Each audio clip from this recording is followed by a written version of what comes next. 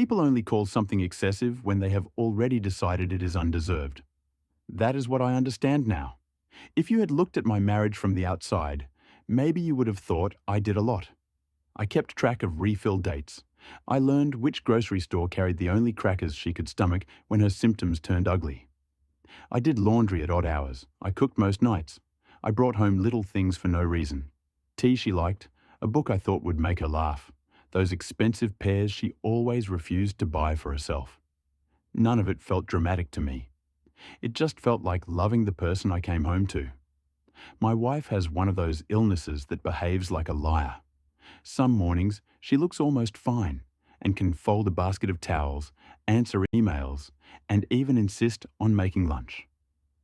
Other mornings, getting from the bed to the couch costs her everything.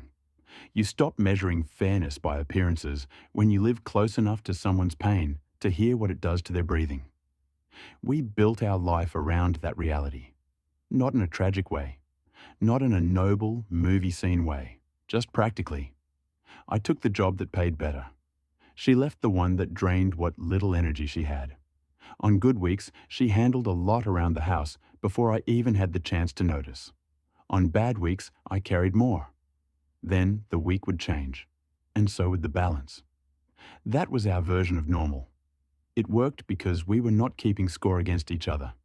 We were keeping score against the problem. My sister, Mara, never accepted that. She did not say it plainly at first. At first, it came out sideways. A look when I mentioned I was leaving work early because my wife was having a rough day. A laugh when I said I was making soup from scratch. A comment about how nice it must be to have someone fund your hobbies after my wife started painting again. The word she loved most was spoiled.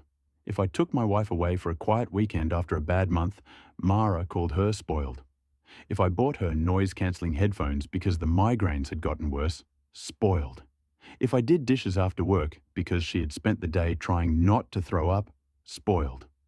At some point, I realized Mara was not reacting to my wife at all. She was reacting to her own marriage while looking directly at mine. Her husband and I work in the same field, same long hours, similar salary range, similar day-to-day stress. But where I saw money as a tool for making home gentler, he seemed to see it as proof that he had already done enough. Mara talked about that more than she meant to. She would mention that he hated date nights because restaurants were a waste. That he thought gifts were pointless unless there was an occasion. That he referred to his paycheck as his money even after bills were paid from the same account. That he acted like helping at home was doing her a favor instead of living there. And then, almost in the same breath, she would call my wife lazy. It became a pattern so predictable, I could have written it for her. If I said my wife had tried a new art class, Mara would smirk and say, "Must be nice." If I mentioned I was stopping at the pharmacy before dinner, she would say, "She really has you trained." If our mother admired a bracelet I had picked up for my wife on a work trip, Mara would say something about some women having life on easy mode. I did what families do when they are afraid of becoming families who fight. I minimized. I redirected. I changed the subject. I laughed without finding anything funny. I told myself she was going through a rough patch and that snapping back would only make the whole thing uglier.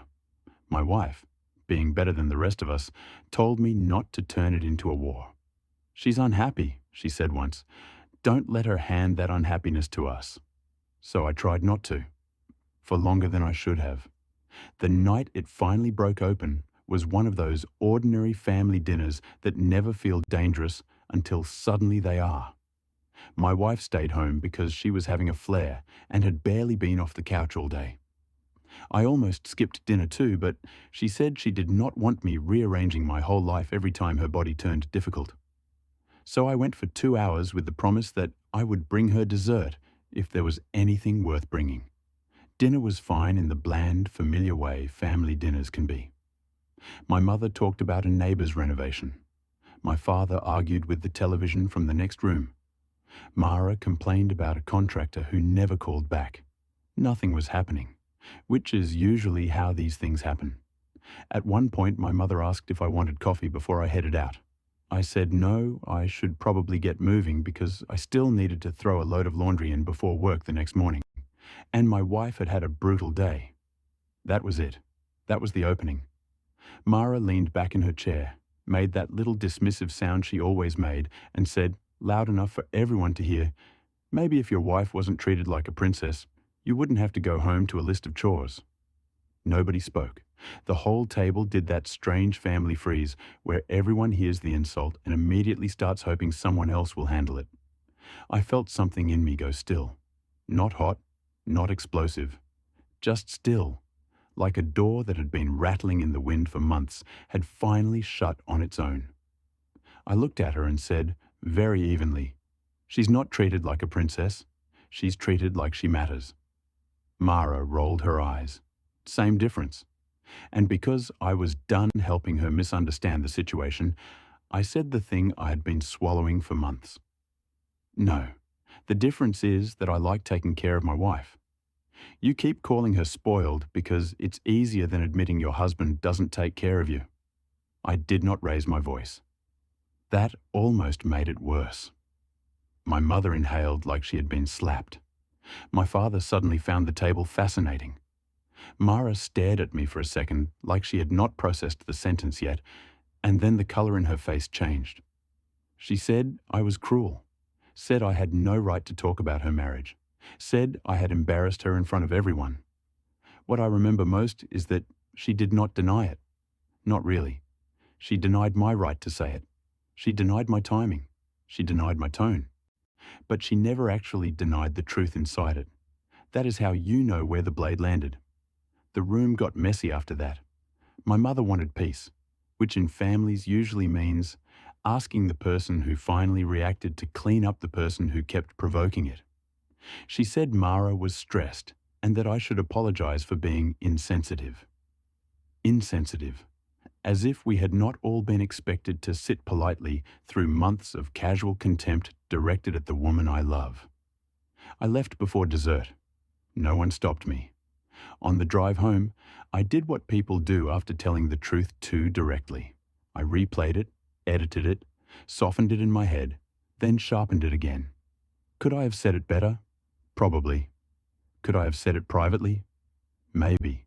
Would private have worked after the 10th public insult? I honestly do not think so. When I got home, the house was dark except for the lamp in the living room. My wife was curled under a blanket, half asleep, one hand tucked under her cheek. She looked up when I came in and asked, "How bad was it?" That question told me she had been expecting this day longer than I had. I sat beside her and told her the cleaned-up version first, then the real version. I waited for her to say I had gone too far. Instead, she closed her eyes for a second and said, "Well, I guess somebody finally said the quiet part out loud." I laughed, but only because the alternative was feeling how tired I was. Later that night, after the laundry was turning in the machine and the house was finally quiet, I thought about the word spoiled. It is such a useful word if your goal is to make care look shameful. Call someone spoiled, and suddenly every accommodation becomes indulgence. Every kindness becomes weakness. Every act of devotion becomes something embarrassing instead of something beautiful. But the truth is simpler than that. If one person is suffering and the other person has the power to make the day gentler, that is not spoiling. That is partnership. And if watching that makes someone angry, the anger is usually not about excess. It is about absence. The next morning, Mara sent a long message. The kind of message people write when they want to say they were wounded without acknowledging what wounded them. She called me smug, self-righteous. Thank you for watching. If this story pulled you in, do me one favor. Hit like, subscribe, and turn on notifications so the next one finds you the moment it drops. Remember, nothing is ever just what it seems. See you on the next one.